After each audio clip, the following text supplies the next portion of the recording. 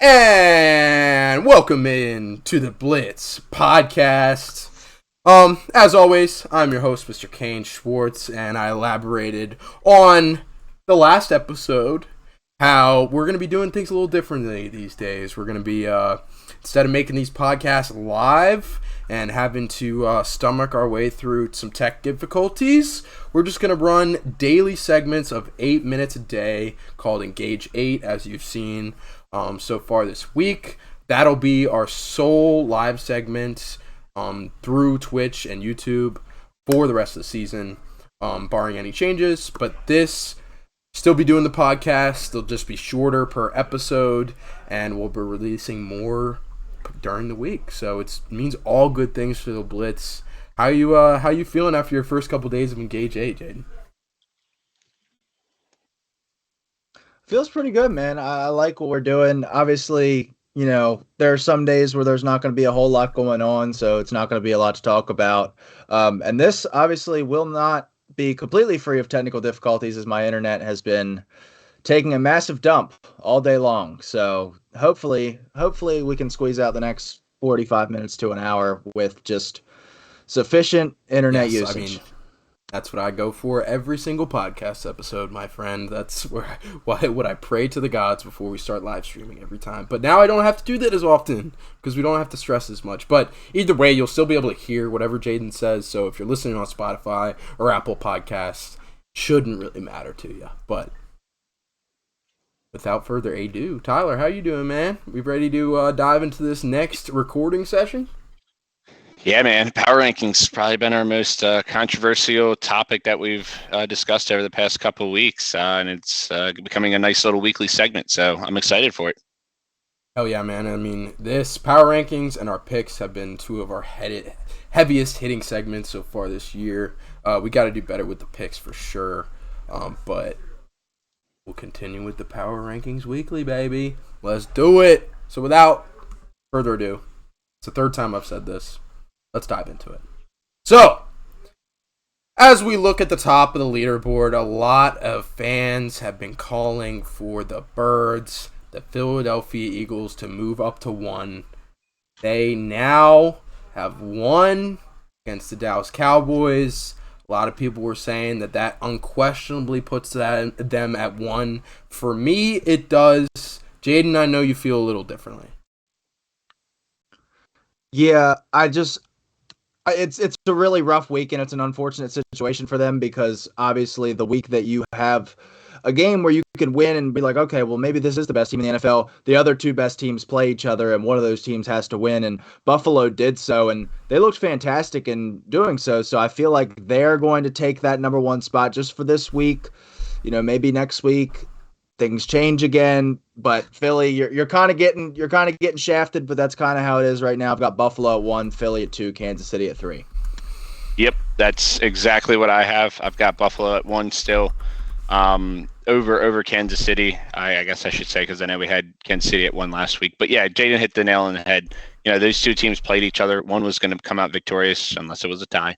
The Bills came out victorious, and I don't think that them beating Kansas City should put them behind the Eagles. I still think that if you have the Bills playing the Eagles, I'll take the Bills.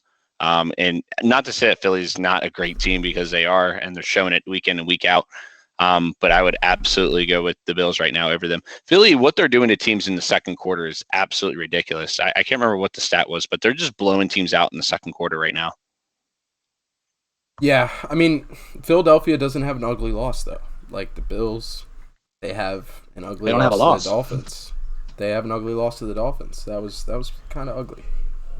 Sure, and my argument would be give Philly Buffalo's schedule and see what they do with it, because I think Buffalo's got a little bit of a tougher schedule. They had to go to Baltimore, they had to go to Miami, they had to go to the Rams on opening night, and the Rams have obviously slipped off here lately. But Philly's played the likes of the Lions, they played Washington, they played Jacksonville. I'm not saying that it's the NFL. You got to go out there and win your games. But I right now, like I said, I would take Buffalo over Philly. Okay, sweet. All right, I can get with that. So let's put Buffalo at 1, Birds at 2, Chiefs at 3. So that takes us down to the 4 spot. And this is where we see a lot of movement, dude. We were talking about it before the podcast. I mean, it's the Bills, the Chiefs, the Eagles, the Panthers, the Texans, the Bears, and then everybody else is in between, pretty fucking close. So this is gonna be tough to put together. But what team to you guys, Tyler? I'll start with you because I feel like I might know your answer. Has a liable claim to 4. You damn right. Yeah, you damn right. You know my answer. I've got the Vikings at 4. I mean, they went down to Miami. I know it was Skylar Thompson and Teddy Bridgewater combination, but this team continues to win. They were up pretty handily in that game. I never felt like they're in jeopardy of losing that game. I know the Dolphins were driving down and Waddle fumbled when they had a chance to tie the game or maybe even take the lead. But yeah, I think the Vikings are doing what they've got to do. They have one blemish on their record, and that's against who we have as the number 2 team, the only undefeated team in football. I know it was on Monday night. We know how Cousins is on Monday night, but all the other teams took a loss in our tier 1 last week that are after those top 3 as far as the Bills, Eagles, and Chiefs. You look at the Niners, they lost to the Falcons. The Ravens lost to the Giants. Bucks lost to the Steelers. I know you like hearing that, Jaden. And the Cowboys lost to the Eagles. So I think that if you're doing that, I think you got to bump the Vikings up to 4. Yeah, I mean, I could definitely see the argument. There may be an argument for I have the Chargers at 4. That's my number 4 team. They have I know. I have the Vikings at 5 right behind them. And the Vikings loss does not look as bad as the glaring loss of the Chargers does. But I mean, still they lost to the Jags. It was a beatdown at their home stadium. So that's really ugly for the Chargers. But outside that, they lost to the Chiefs by 3 points. So this is a team that belongs in tier 1 now for sure. Do you think they belong ahead of the Vikings? Jaden? If real quick, if Cade York could make a 54-yarder, then they lose that game, and Brandon Staley's probably he's even more on the hot seat than he already is with his questionable play calling. So I mean, you can look at it but you can take that away from every game, I feel like, in the NFL. But yeah, I personally think the Vikings are a better team than the Chargers right now.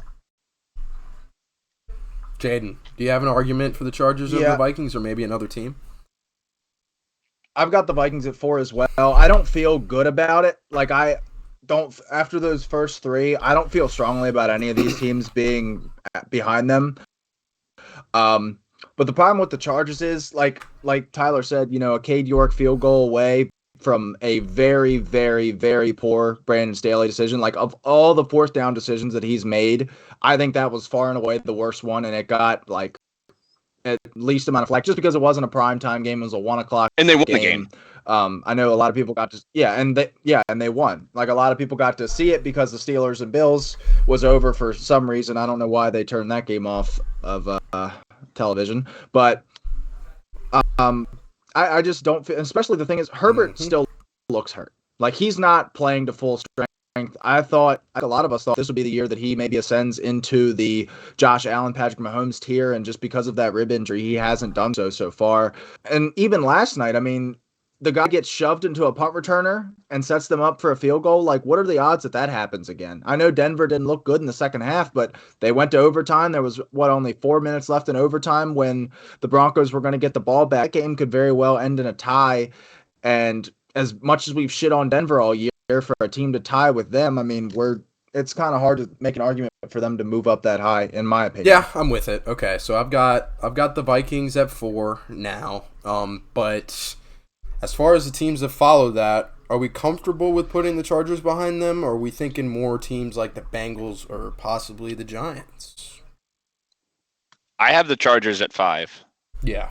And I think that they showed the most, I guess, this week. Like Jaden said that. I mean, you're literally a muff punt away from tying that game. So I have them at 5, but I don't feel good about it. Me neither. I mean, we were just based on roster.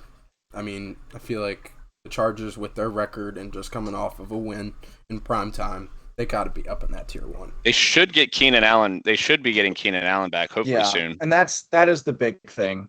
That's the big thing, getting Keenan Allen back, because it was like he's a week away every week, but he hasn't come back. So I'm going to wait till week 7 till I see him suit up and play. to like say that Keenan Allen is, back and like add that in to how I feel about the Chargers, just because it feels like he should have been back by now and he hasn't been. Like, I saw somebody saying like Brian Robinson got shot twice and healed faster from that than Keenan Allen did from his hamstring injury. And that's 100% the truth, man. It's fucking ridiculous. But yeah, okay. We're comfortable with the first 5 now. The next team's in contention. So it's close, man. I've got Cincinnati at 5. I think that despite they didn't look good against Baltimore, but they completely turned it around against New Orleans. All these like second and long inside zone stuff went away against New Orleans. They started giving the ball to Joe Burrow, letting him and Jamar Chase do their thing.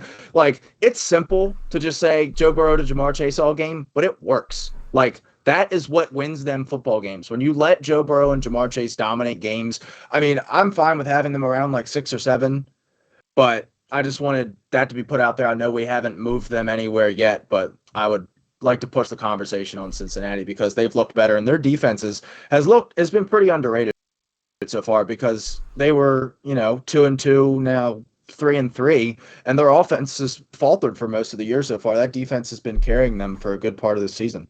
They had a lot of close losses too.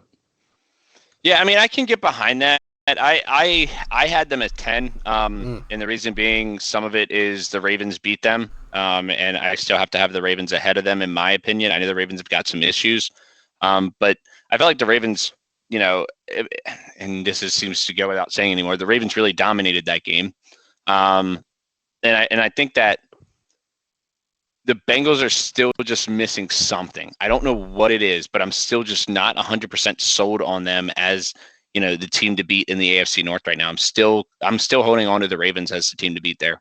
I feel there's just something wrong. Like, there's something fundamentally wrong in Baltimore. I don't know what honestly, I think like the whole like Greg Roman is like a terrorist thing. Dude, I think he might just be the scapegoat. We need to have a conversation about what Baltimore's doing front office wise to not surround Lamar Jackson with the talent that he needs to succeed. Like, Mark Andrews is a fantastic player, but who's the best wide receiver that they've outside of Hollywood? Like, since Lamar got there, who's the best? Is it Bateman, who's played 4 or 5 games in almost a year and a half now? Like, you can't give him nothing, and then when he doesn't do spectacular things, then blame it all on him. And that's how it's been so far. Is if Lamar's not playing fantastic, like, has little to no room for error. If he misses a wide open throw, it feels like they're going to lose the game. And you got to think that's by design from Baltimore a little bit. Contract year, you surround them with shit. And I mean, me and Tyler were talking about it on the last episode. I mean, it looks terrible on Lamar's contract. Like, it's going to dip down, and it's huge. It's huge. So I don't know. I'm willing to put the Bengals. I'd probably put the Bengals ahead of the Ravens right now. What do you think, Jaden? Like I said, I've got the Bengals at 5. I've got the Ravens at 9. Just because there's something wrong in Baltimore. And I know the Baltimore just beat the Bengals the week before, but I don't know. That just felt like a different team playing in New Orleans for Cincinnati, where it was a mindset change. Like, the running game has been completely ineffective for most of this year and still wasn't great against New Orleans, but they stopped trying to force it. Like, they were like, okay, the run game isn't working. Let's stop trying to run the ball and let's throw the ball. Whereas against Baltimore, they were like, okay, the run game's not working. Let's do it again and again and again. It's just fundamental stuff for them. I think they can fix, but I cannot put a finger on what's going on. I mean, you bring Deshaun Jackson in. Like, who cares? He's a 36-year-old deep threat. Like, I can't be excited about that. Okay. Then do you have the Bengals ahead of the likes of? And we can get into this even more with the tier 1. Talking about the likes of like the 49ers, the Bucks, the Cowboys, and I'm going to throw the Giants into this conversation now because I have the Giants at 6 actually, and I think we got to stop doubting this team. I personally have the Giants at 7, so I'm pretty well aligned with Tyler's thinking. The only teams ahead of them outside the top 3 are the Vikings and the Chargers and the Bengals. So this is where things are going to get funky because I have the Giants at 12. Baltimore. I initially had them at 15 before we had our little pre-pod. I just they got outgained 400 to 150 against Baltimore, and like it was a crazy series of events that got them to this win. Yes, it's a win, and yes, they're 5-1. Yes, they have an easy schedule. Do I think Brian Dable should be the coach of the year? Absolutely. But if like Super Bowl odds, do we think that the Giants have the sixth best chance to win the Super Bowl? No, but I think that they're playing like the sixth best team in the entire NFL right based on now. who they've played and the sample size we they have. might have the record. Are they? Are they like the sixth best team in the NFL? They beat the Packers and Ravens in back-to-back weeks. Something's got to be said for that. We'll get to the Packers in a little bit. There's something wrong with the Green Bay Packers as well. Like that might be so. There's problems with Green Bay. Then there's like huge greatness coming from New York. Like, okay, so they beat the Titans in Week 1 by 1 point. When they were starting slow, Derrick Henry hadn't gotten going yet. The Panthers, who we now see are the worst team in the league, lost to Dallas on Monday Night Football. They beat the Bears, and then Packers and Ravens in back-to-back weeks. Again, those are two huge wins. And that's why they're at 12 for me, is because they get those two huge wins. If they lose one or two of those games, they're probably in Tier 3 or Tier 4 for me, just because they're not that good of a football team. Like, Brian Dable is a fantastic coach. They've got some fantastic things going. Andrew Thomas is great. Saquon's been great. But Kayvon Thibodeau? Yep. Yeah, Kayvon. And Kayvon Thibodeau, I believe, was my number one player in this class. But to say that they're the sixth best team in football, to say that they're better than teams like Tampa Bay, Dallas, like the Chargers, like the Cowboys. I mean, right now, I would take them over the Bucks? I would take them over the Bucks right now. I mean, compared to what the Bucks have been doing the last 3 to 4 weeks, is just not pretty football. It's not, but quite frankly, neither is what the Giants are doing. They're winning games, but it's not pretty. Yeah, but if that's the difference. But if you're not playing well and you're losing, it's going to be a lot more evident than not playing well. They're still finding ways to win. Well, like the Bucks are just not finding ways to win. The only win that they've had in the last 3 weeks was because of a gracious call by the referee, Jerome Booger, on the roughing the passer call.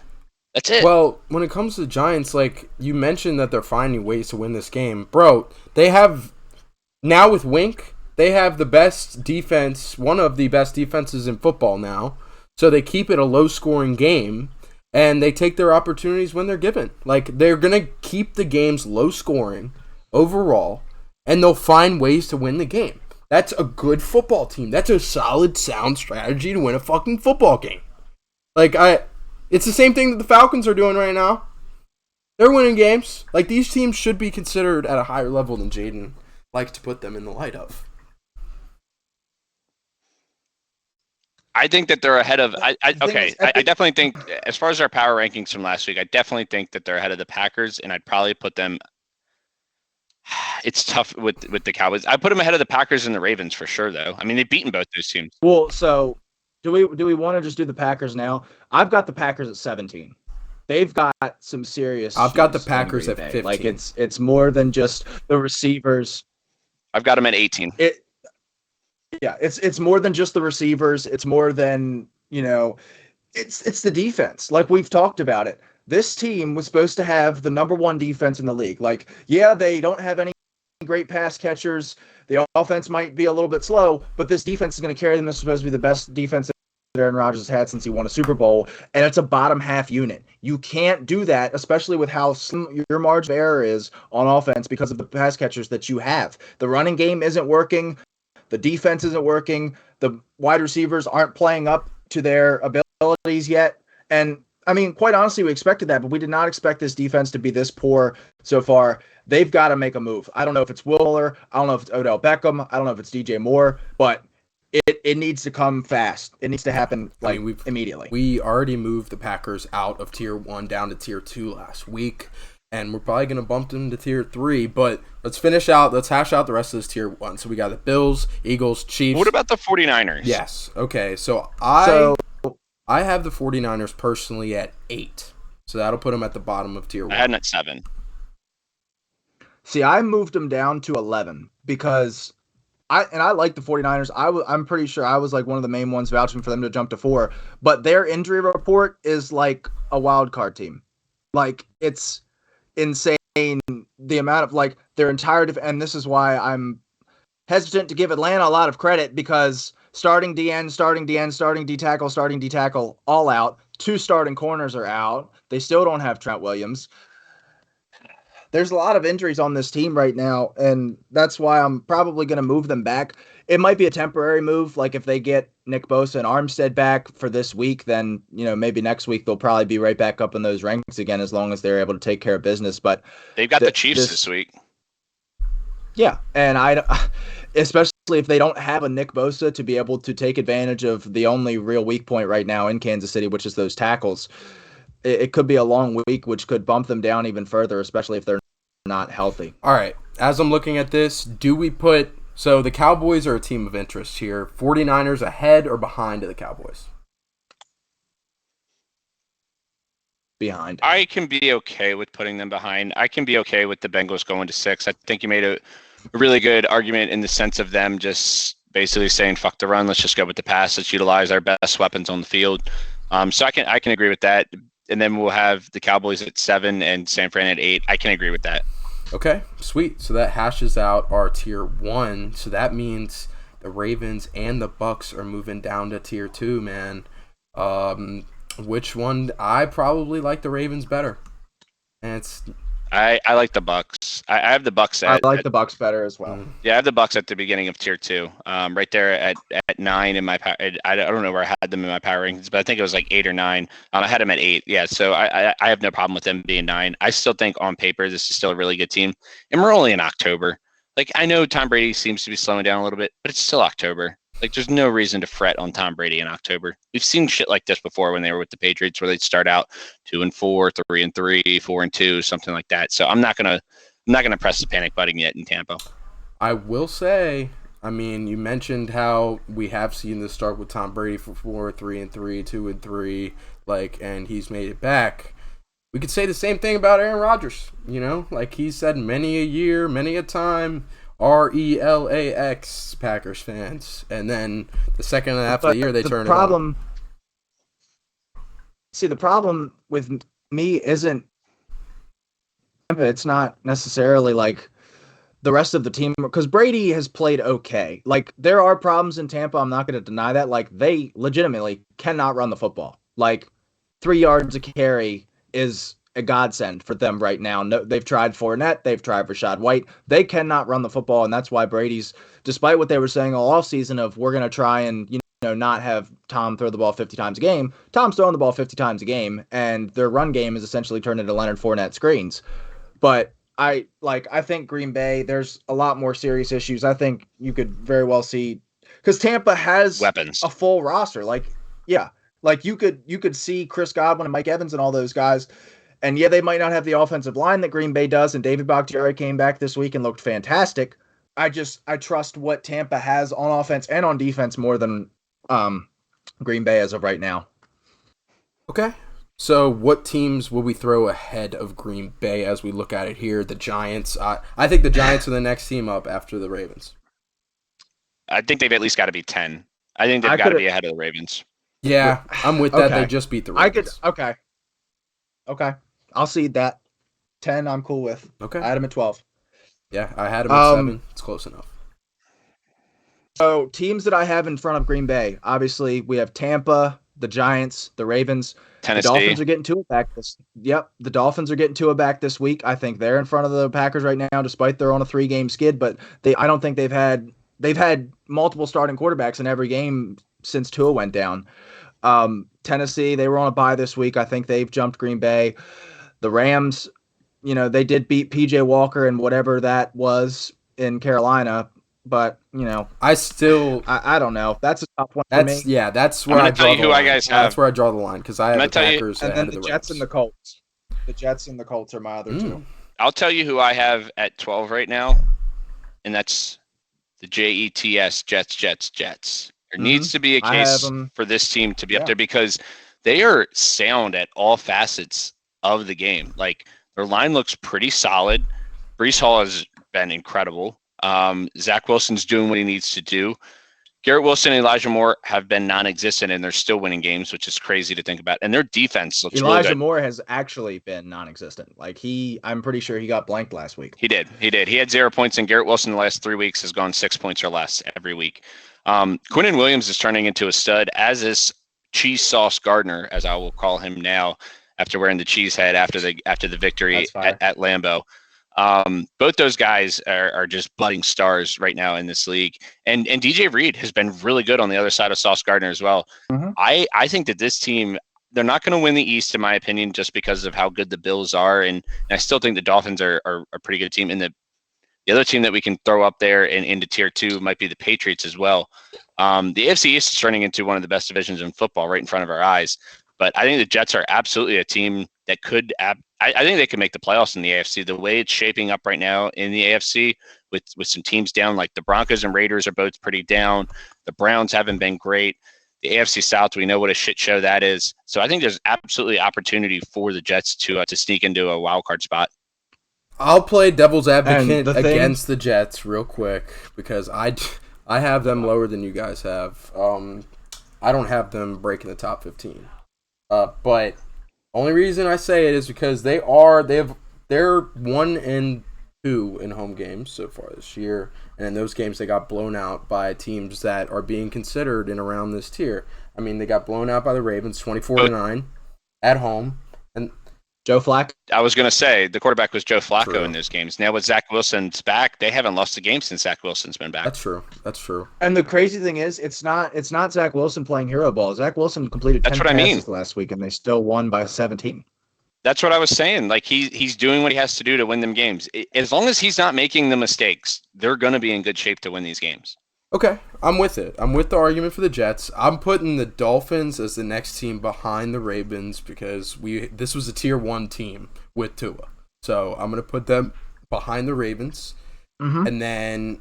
See, I have the Jets ahead of the Dolphins. I mean, they blew them out. I know it was Tua. I mean, it was Teddy and Skylar Thompson, but they beat the brakes off the Dolphins in that game. And that's what I have to go off right now. I mean... like I said, the football that they're playing right now is just ridiculous. I mean, they beat Pittsburgh at Pittsburgh. They came back in that game. Then they turn around, they blow the brakes off the Dolphins. Then they go to Green Bay and beat the shit out of the Packers. This team's good. This is a team that is also not left our tier 4 until this week. Well, that might be partial negligence on our part. Yeah. Like we did just kind of just throw them off as the Jets, you know. And I guess that is where the old roster watching comes back to bite you. Because it's preseason expectations at the end of the day. Like sometimes you do get caught up in that. It's the same thing with like fantasy rankings and stuff where you're like all summer you thought, well, this guy's going to be a star. And then 3 weeks in and he's not doing it yet, but you still have hope because that's what you thought all year. And that's kind of what it was with the Jets. We thought this team wasn't going to be ready yet. And they are. And I think they've arrived. Yeah, Bobby Saleh's got them looking great, man. Bobby Saleh, I mean, I was a huge fan of that signing when he was signed out of the 49ers defense DC over there. Are you guys both in agreement that the Jets are better than the Dolphins? Because the Dolphins were a tier 1 team with Tua last time that we saw them. Personally, I think that they're better than the Giants, but we've passed the Giants already. I mean, they're 1 game behind the Giants, and they look like a better football team. And that's what I was going to say. I'll take the 5-1 over the 4-2 right now. They do look really good, and once again, it's how much can we take? Because we're sitting here saying both of these teams are looking really good after beating the Packers, and maybe the Packers just aren't good. I think is what it's coming down to. That's the common denominator with all of this. And when it comes to roster watching, the Jets are a whole ton better. I mean, we were talking about before the season, we had Tanner on, and we were talking about how this is a team that could win the division, you know? And we weren't coming to that conclusion even close. For I was about to say, I think Tanner was talking about the Jets winning the division. I don't recall myself saying that ever at any point. But to be fair, they've exceeded expectations, and like you said, I talked way more about the Giants potentially having the number 1 pick than I talked about them winning the division. Like, I mean, both probably talked about Washington winning this division more so than the Giants, and Washington sitting at 29. Yeah. I have it. Here's what I have. I have Jets, Titans, Dolphins. That's what I have in my rankings. But if you guys want to flip it around, I'm Jets, Dolphins, not gonna- Titans. So yeah. So those three, I kind You of put in guys the same both have the category, Jets though. ahead of the Dolphins. As of right now, I do. I think so. Yeah. Okay, fair. It's a shit. I mean, we haven't seen what Tua looks like coming back from.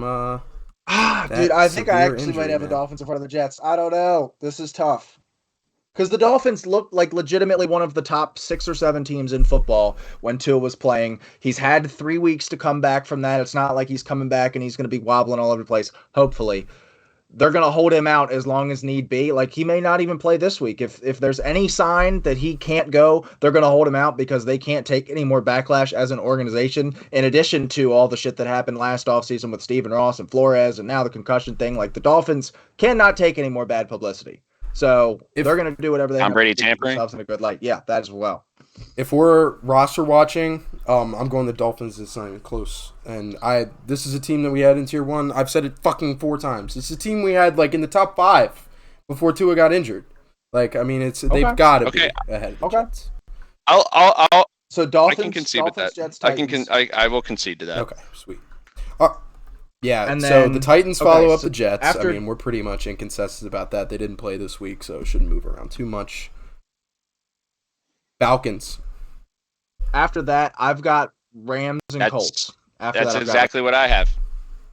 Okay, I mean, if so after I have the Titans. Yeah, after the Titans, To round out Tier 2. I have the Falcons at the end of Tier 2. This is a 4. The Rams beat the Falcons. Yeah, but the Rams were at home and it was a close game. And it was the Atlanta Falcons' first game of the year. They've looked so much better, miles better since the season started. It was their third second. game of the year. It was their second game of the year, and yeah. they have not looked miles better. They have been exactly 500 since that game. Hey, man, they just beat the fucking brakes off of the 49ers, a team that we had at 4.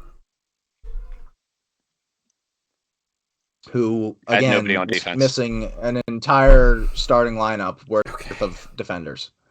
So you're arguing against me, Tyler. No argument for the Yeah, Falcons. Tyler, welcome. It's not that my I'm friend. necessarily for the Falcons. I mean, against the Falcons, I have them as the first team in Tier 3. So I have them moving up like 5 or 6 spots from last week. I still have them making a jump. I think that the other team that we're not even talking about right now is the Colts, who have found themselves now with back-to-back wins at 3-2-1. And Jaden talked about it. You know, this is the lowest point that they're going to be when we had them a couple weeks ago going into that Broncos game. And here we are. I mean, they might be the division favorites right now. They got a huge game against Tennessee this week. So we're going to find out a lot about this team this week. And they've won both these games without their best defensive player and their best offensive player. And the thing is, this team was supposed to be built off, all right, we're going to play defense and we're going to run the ball. They haven't been able to run the ball because Jonathan Taylor's not been there. Obviously, I think, what was it? Dane Jackson, Deion Jackson, rookie out of Duke. He looked fantastic. I think didn't he have like 10 catches or something? He had the most like fantasy. He had the most backfield? fantasy points out of running backs this week. Mm-hmm. Yeah, like he was fantastic. So they're clearly not running the ball very well. Obviously, he was still productive out of the backfield, and their defense has been terrible. Like this is a complete identity switch. They're winning games in ways that we didn't think they could. I don't know how sustainable it is because Matt Ryan, he's getting hit so much. The throw that he made, the throw that he made to Alec Pierce in the end zone was like 2 games worth of might from him, and it went 47 yards in the air. Like he might be like Big Ben last year, where he probably has the worst arm strength in the league right now. So I don't know if they completely reconstruct their offense midseason to work around that. I think that they didn't expect his arm to be this weak, but I think they might have something in Alec Pierce. Yep. I think that he might be a guy for them, especially because this was a problem that they had. They don't have anybody next to Michael Pittman, Paris Campbell, not able to step up to the plate for them. Alec Pierce seems to be that guy. And I think he's easily worked his way into fantasy relevance, and he's making plays for him. I'm a huge fan of Alec Pierce. I mean, I've mentioned it last week. Reggie Wayne was hired as the wide receivers coach in Indy over the offseason, and they asked him, hey, man, can you put together a list? Can you do some scouting and put together a list of wide receivers that you like? And that list was never released, but the wide receiver they ended up drafting was Alec Pierce, a guy that nobody really expected to go at that point in the second round. So obviously that was probably a guy on Reggie Wayne's list, and he's balling out right now. So I think that's really cool to see. But, okay, you guys want to argue that the Colts are better than the Falcons? The Colts have beat the Broncos, who are currently sitting at the bottom of our Tier 3, and then they beat the Jags at home, who we also have a Tier 3 team. The Falcons... at Raymond James Stadium in Tampa Bay against a Bucs team that was at the bottom of our Tier 2 just this past week. Yes, they lost. They played a very close game. They played a very close game at Tampa Bay. Doesn't matter. At Tampa Bay. The Colts played a close game against the Titans. When have we had the Titans in the Tier 1? You're not listening to me. Hey. Colts beat the Chiefs. Whether that is like a real win or not, like I still don't know how that happened, but it happened. And if we're just going to go off results here, then we can go off results all day long. I can tell you what happened. That was in week 2. That was in week 2. Okay, let me finish my thought process real quick. The Falcons, they went to Tampa Bay, they played them really close, and then this past week they beat another one of our Tier 1 teams, and they beat the dog shit out of them, dude. The 49 that team was a completely different team wearing 49ers uniforms. You still don't think the number 4 team in our power rankings should beat the fucking living shit out of the Falcons? Like, they probably should. You know why? Because the Falcons suck. But they proved that they don't. That's why they should beat the living shit out of the Falcons. If we had the number 4 team playing against the Colts, like, we're probably like, okay, that's probably a close game. Like, this isn't going to be... this isn't going to be a snoozer. This is going to be something we want to watch because the Colts are good. They have a better record than the Falcons. So that's really the only thing the Falcons have. Thanks to a tie. Because it's still technically a better record. It's something that the Falcons didn't get. The Falcons have a worse record because of a loss. They're still sitting at 3-3, bro. Like, okay, all right. The Colts have a better record, and they're a better team. This shouldn't even be a conversation. The Falcons have a better body of work. Bumping the Falcons down. We're still bumping the Falcons up. Yeah, you're bumping the Falcons up, but like the Colts ahead, like that many spots bumped ahead of the Falcons doesn't make any sense to me. But it's just they're moving up the same amount if you look at it because the Colts, we had them ahead of the Falcons last week. Yeah, spot ahead of them. But like what they've done in the last 2 weeks, frankly, what the Falcons have done in the last 2 weeks is far more impressive. Just the Colts have won 2 games in the last 2 weeks. Not impressive. Why did the Falcons? It's an ugly football team to watch. Don't tell me that you watched that game against Denver and thought that Indy you thought that Indy offense was something to watch on prime time. I feel sorry for you.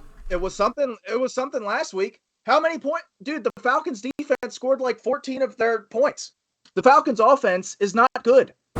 It's not. They're good at what they do, running the fucking ball. The Colts just scored 34 points this week. It's the Jags at home, who they've traditionally crushed every single time. Well, okay, so record matters only for the Falcons, but then when they lose, everything. The games that the Colts have lost haven't really been close. The games that the Colts have lost, they've gotten their fucking shit rocked. It's not been close, really. They've been dominated in the game. It hasn't. I won't say if they're a blowout or not. They lost 1 game. They've lost 2 games so far this year. One was 24-0 to the Jags. That's a bad loss. They lost by 7 points to the Titans. Those are their 2 losses. The Titans dominated them that entire game if you watched it. Okay, all right, fuck it. I'll put the fucking Colts behind the Titans. Jesus. Okay. So, any other preposterous explanations you guys have? Rams in front of the Colts. Okay. I would go Rams, Colts, then to start tier 3, I would go Falcons.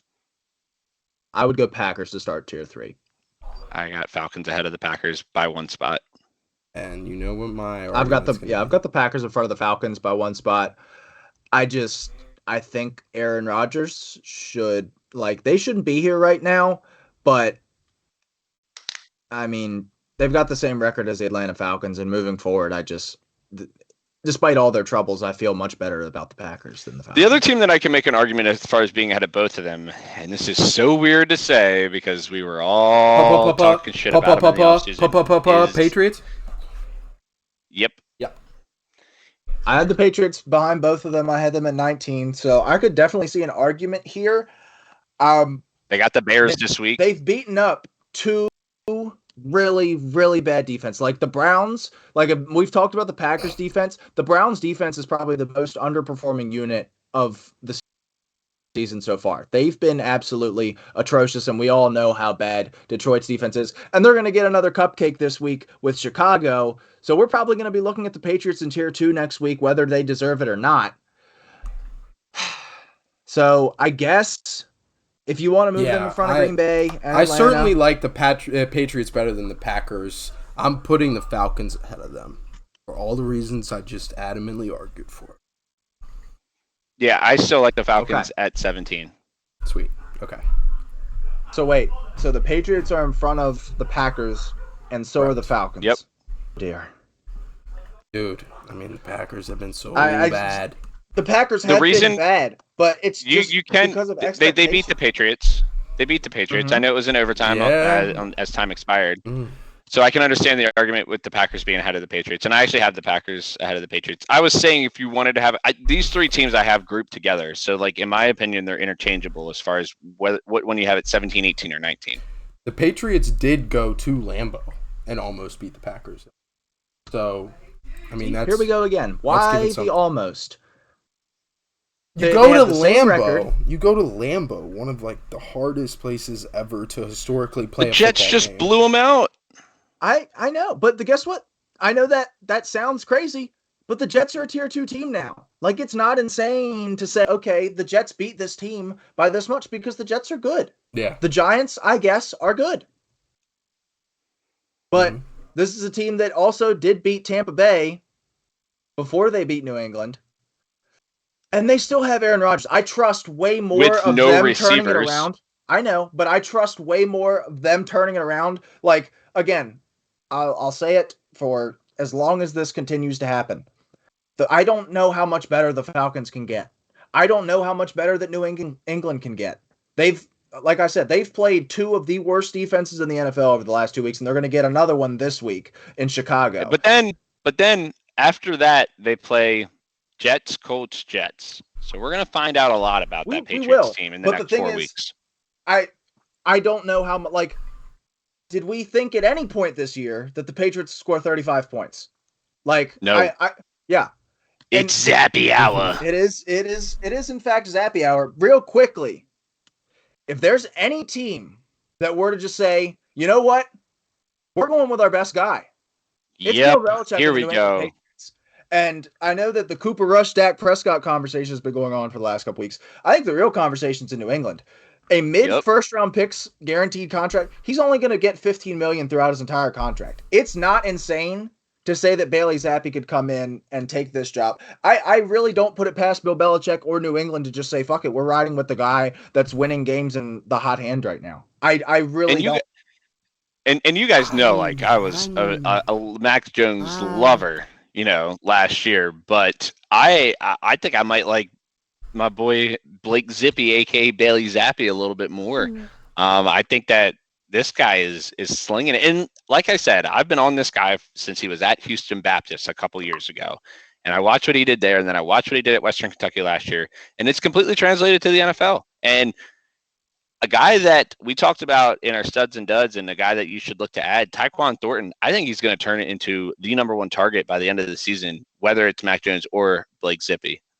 I'll say this, okay? Like, everybody, I've heard, obviously, if you're a fan of the NFL, you've been hearing this fucking narrative about Bailey Zappe and how it's so similar, like, to Tom Brady stepping in, like, Brady goes with the guy. Like, it's not the same thing. Like, it's Drew Bledsoe was the consistent starter in New England, and he was middle of the pack. Not a rookie or a second-year quarterback who was drafted in the first round and played a fantastic season his rookie year. The best out of any of the quarterbacks in the class. Okay, whoa.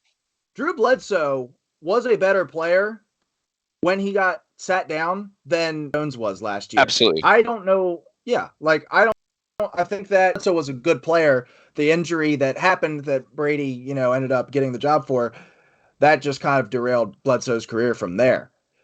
But another thing with New England, and while I just make this argument for Mr. Zappe, they have dumbed down this offense like beyond belief. Like almost everything is play action, short game. Like, I mean, one of the touchdowns, like Hunter Henry's walking 30 yards by himself because the defender tripped over his own feet. Like, it's little things that they're doing to try and set Zappe up to succeed that they didn't exactly do for Mac Jones. And I want to see what this offense looks like if they do that for Mac Jones, because while Mac Jones did look good, he's still limited physically in what he can do. I don't care which stats you show me. He's just not an explosive traits guy. So if you dumb this offense down for him like he's a 4th-round pick, I want to see how much stats he can put up. Like Bailey. Because if they put him in this offense, yeah, like what Zappe's been doing. But Zappe, like you say that Mac Jones doesn't have the intangibles like Bailey Zappe does. Like, he's a 5th-round draft pick. No, that's what I'm saying. Like, I don't think that I still think that overall Mac Jones might be a better player.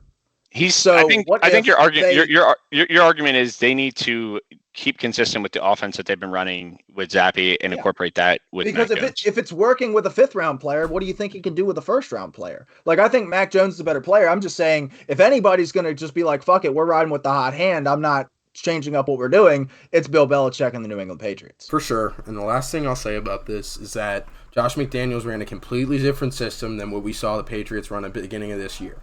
Like, Mac Jones was successful in a different offense last year, and then they opened the year, and it was a zone run scheme. It was a completely different fucking offense. They talked about it all. They don't have a play caller now. Fucking Matt Patricia, former DC. Patricia's actually been doing a good job. Now, I know. Now, because he only has 5 plays to look at on his fucking play sheet now. Like, I mean, that's a hell of a job. Those 5 plays, he's sequencing them very well because they have no idea which of those 5 plays it's going to be. But, like, you say they're going to simplify. Like, what if they simplify the offense for Mac Jones? What's he going to look like? They simplified it last year. Like, it was completely different last year.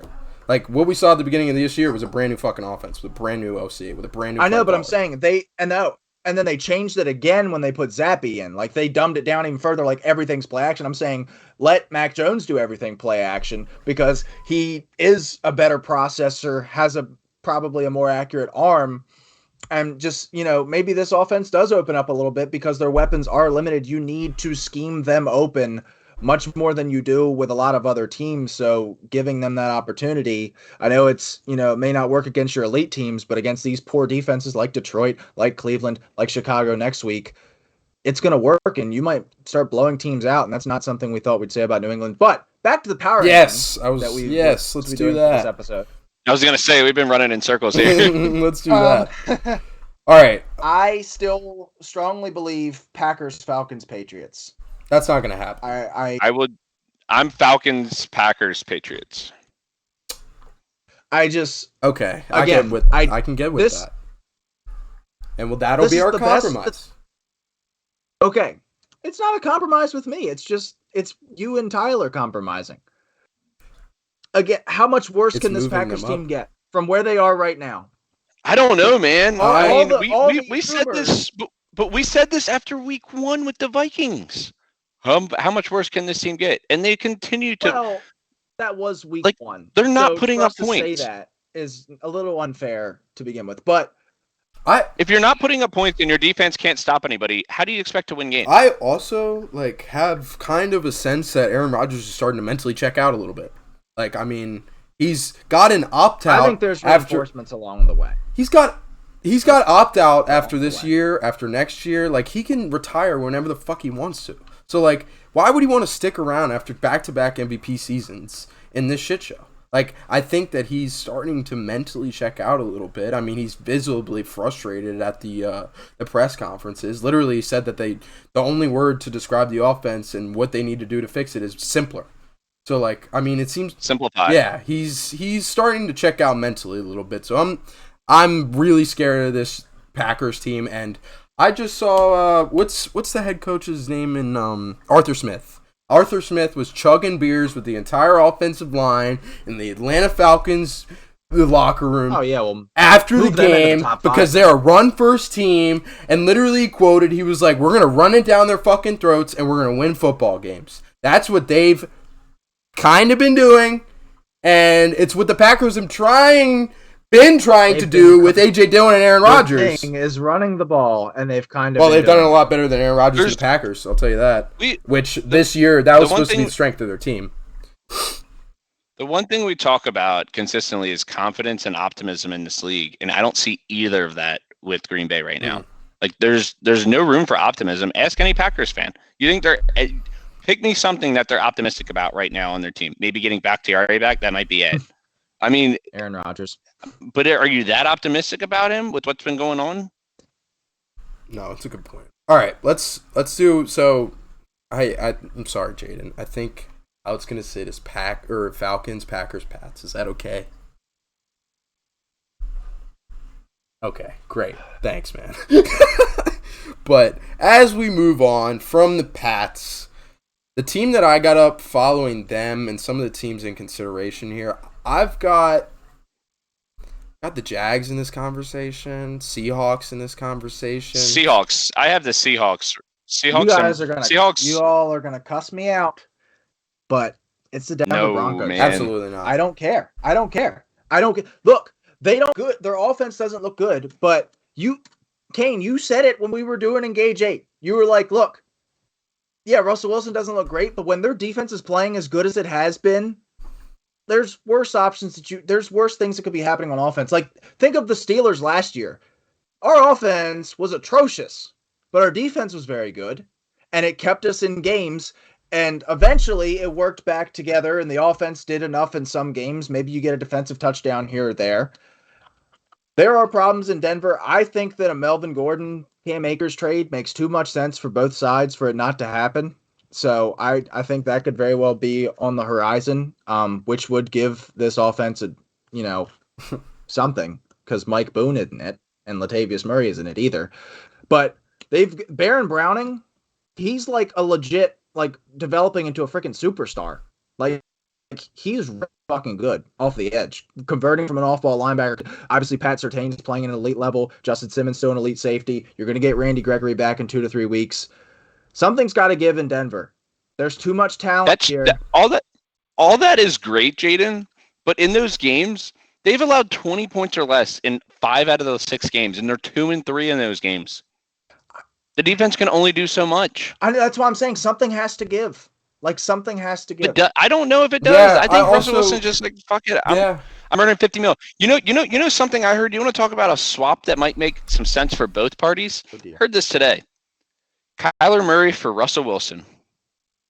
Yeah, so Russ can go rot in Arizona. Bro, those personalities in Arizona would be neither quarterback wants to be in their situation, and in my opinion, I don't think either coach wants to have their quarterback right now. I think Nathaniel Hackett likes Russell Wilson. Like, Nathaniel Hackett seems weird. I think Cliff Kingsbury likes Kyler. I don't think the quarterbacks like the coaches. I don't think Cliff. I think it's been pretty obvious that Cliff does not like Kyler over the past. I mean, that motherfucker handed it. Cliff took the job. Yeah, he took the job for Kyler, but then he's been handing him the play call sheet in preseason, being like, "Hey, man, you think this isn't hard? Give it a fucking shot." And like, I don't think that you're very friendly with that fella. I'll put it to you like this, Jaden. I have the Broncos at 27. I have the Broncos at 24. Okay, so, and another thing is, we talked about it earlier with the Chargers. That game could have very well ended in a tie or differently than it did because of some weird getting pushed into the punt returner situation. Like, how many times is that going to happen again? It's a weird situation. They got the Denver ball. Played a very good first half. They played a very bad second half. Which is the consensus. The Broncos won the coin toss. They should have won that game. Like, you're saying like it's one away from them like winning that game, but they were given the opportunity to win the fucking game, and they took a shit. Okay. Like, okay. I will say too, like, I want to get this piece in real quick. I feel like this team is capped with Nate Hackett. This offense is capped with Nate Hackett. Like, sure, they've got the names, but, like, I mean, that dude cannot. I mean, he can't call plays in the end zone. Like, that Dulcich was the touchdown last night. Like he was a red zone touchdown, but I don't think that they're in tier 3. no, I don't. I don't. Okay, I don't think so that they're a tier 3 team. teams that I would consider putting over Denver. The Raiders, I think. I know I'm the with record that. doesn't reflect it, but I think they're a better team than what their record reflects. I think Agreed. New Orleans is staying competitive without their wide receiver room. Something's got to give with Without their Marshawn defense. Lattimore. Yeah, and they lose by 5 on a touchdown on their final drive to a top 6 team for us. Seattle, yes. I mean, Easily. yeah. Beat them. Easily. They beat them. I mean, week 1, that's 6 weeks ago. There was a lot going on, but yeah. They played But great what's football. changed for Denver since then? Yeah, Seattle has played fucking great Like football 1, since 2 then. games. Denver has been shitty. So Seattle has won one more game than Denver. I wouldn't call what they've been doing great football. Their defense is atrocious. But I guess I could see the argument.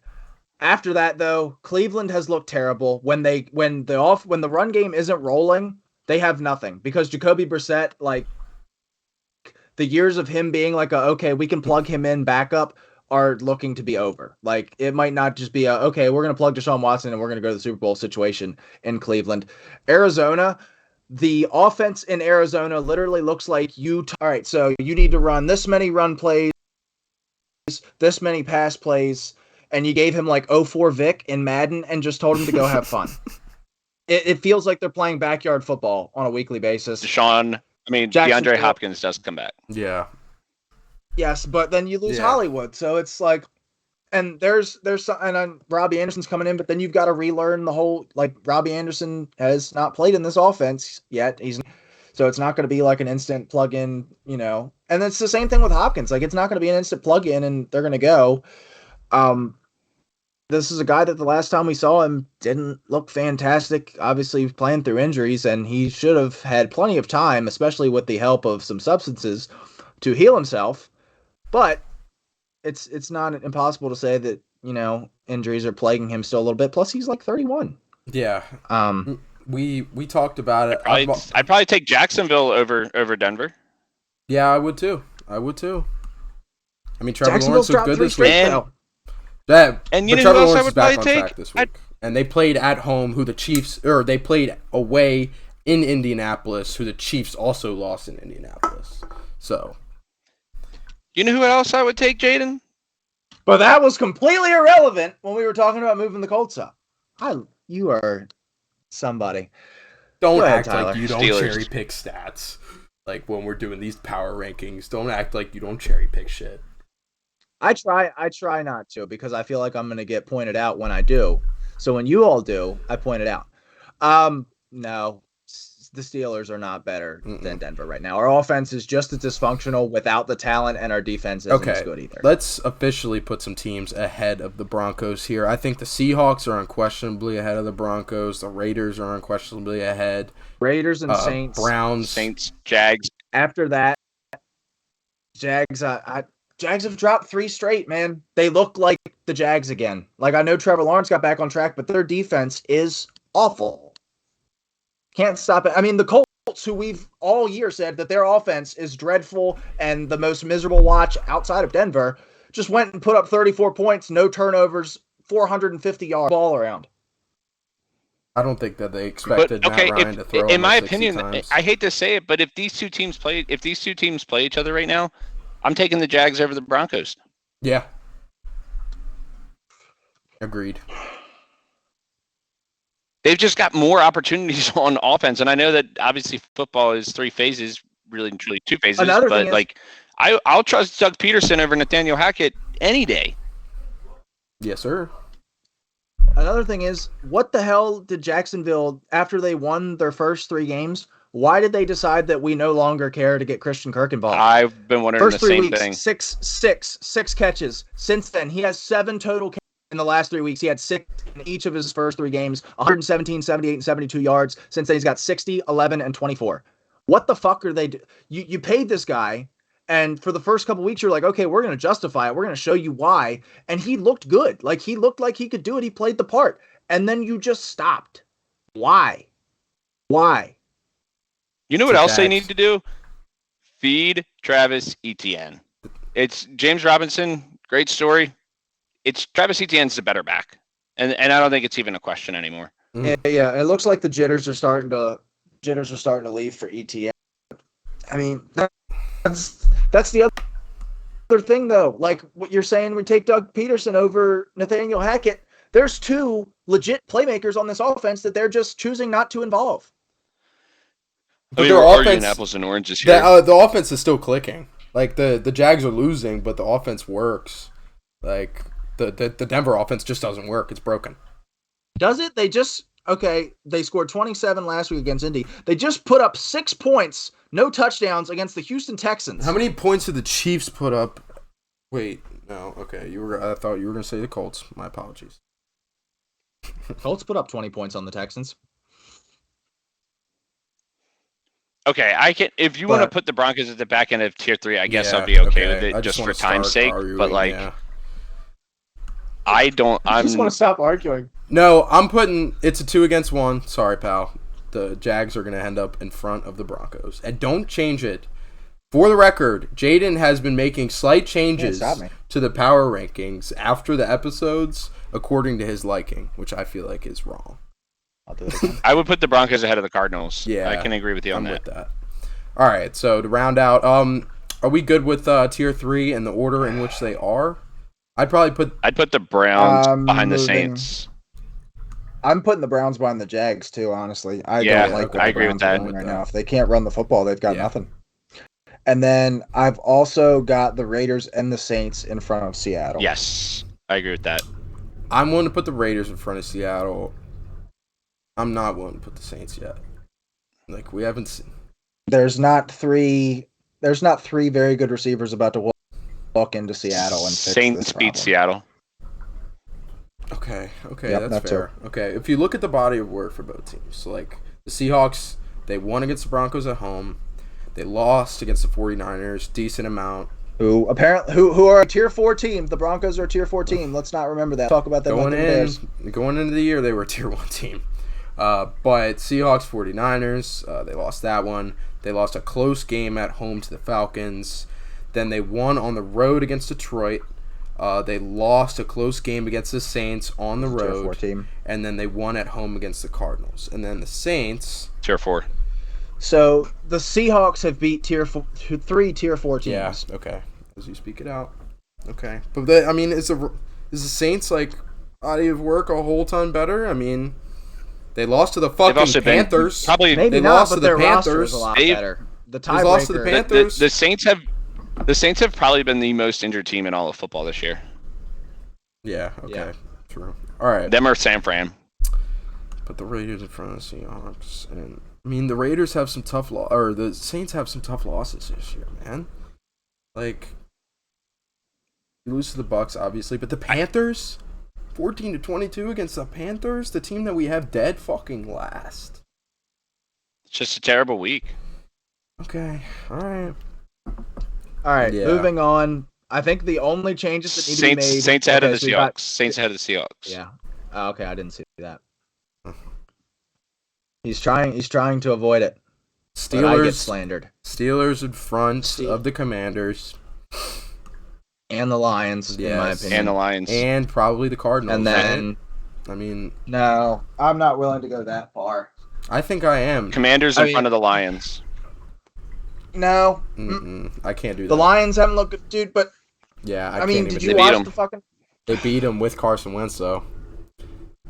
We're spending. That is the other factor, I guess. Here is that Washington's now moving on to Heineke. That's why I was saying, Chicago might even have an argument to move in front of Washington. I don't think. And the other Heineke's and better the other thing with the line, football than Justin Fields. The Lions are also going to be getting Amon-Ra back, Swift back. Looks like DJ Chark might be back, so they're going to get their full complement of weapons back as well. Okay. So I think we have done it after some fun conversation. It's always a good time. Testy. It's always a good time, man. This is why this is popular. It's because we yell at each other. It's good content. Hopefully. I mean, I'm with it. So, yeah. We just gotta adjust the volume sometimes. Yeah. For for our car listeners and stuff, and our headphone Yeah, listeners. the headphone listeners. Probably don't like that very Yeah, much. for sure. All right, so that just about does it for the Power Rankings episode for the week. We'll be releasing 2 separate episodes. This episode will come out to around an hour and 5 minutes long. But yeah, just like the last one, we'll be releasing shorter pod episodes, but more pod episodes overall. So yeah, expect this Power Rankings episode to be out later this week. Keep an eye out for it on the Instagram. And if somebody can watch the YouTube video and hold Jaden accountable when he makes small changes to the Power Rankings, maybe throw it in the Instagram comments. Please do, because he did like. The one thing that I noticed the most was, like, I put the Commanders, like, 3 weeks ago, I put the Commanders ahead of the Steelers, and you put the Steelers ahead of the Commanders. I was like, come on, man. Like, we did this together. So, anyway. It's a good time. Power Rankings. Love it. So, we'll catch you guys later. Peace.